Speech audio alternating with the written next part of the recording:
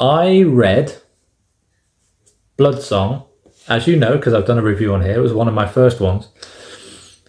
A few weeks ago, and thought it was brilliant. Really enjoyed it. I think I gave it 4 or 4.5 stars. And it is a dark vampire romance set in Australia. Now, if you want to know more about that, you can go back and check the video out for that.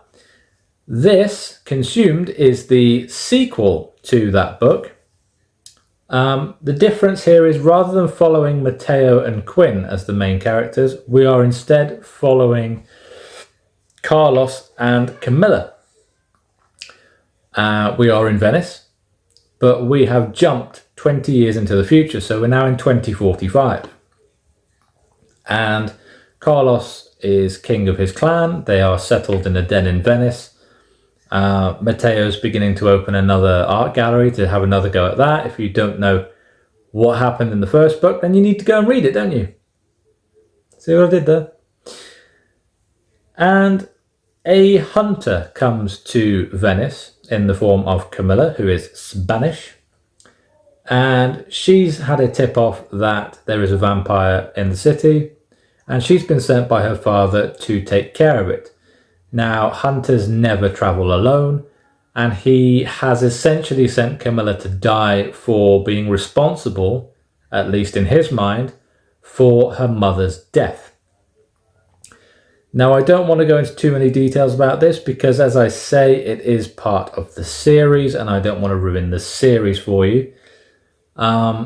This takes a lot longer to go from enemies to lovers than the first book, and they weren't really enemies in the first book, but it was done very well. I mean, I loved Blood Song, as I said. This was another level for me.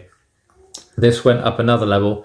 Serra's writing does seem to get better and better with every single story she writes. I cannot wait to see the next one, Blood King. I know she's writing it now.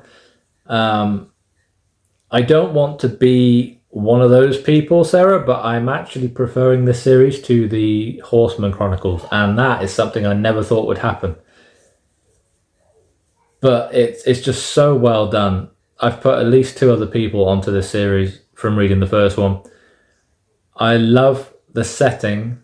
I've never been to Venice, but I feel like I've seen it. That's how detailed and how good the descriptions are of the city itself. And bearing in mind, it's 20 years in the future. But it's just so captivating a story, and I am becoming more and more interested in these darker romance, darker fantasy kind of things, because it has the elements of horror that I look for in other books, being a horror fan. And I really do feel like these books they have something for everybody. So anytime I see somebody besmirching people who read or write smut and things like that, I just want to take them down, because it's none of their business. They don't understand the range these books cover. They tell a story, and they tell it really well. And this is another one of those. So yeah, I gave it a 5-star.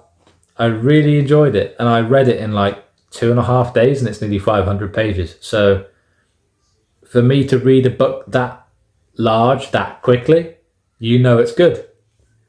That's my logic. Anyway, I will see you in the next one. And until then, go and check out Serra Rose and check out all of the books she's written, because they are fantastic.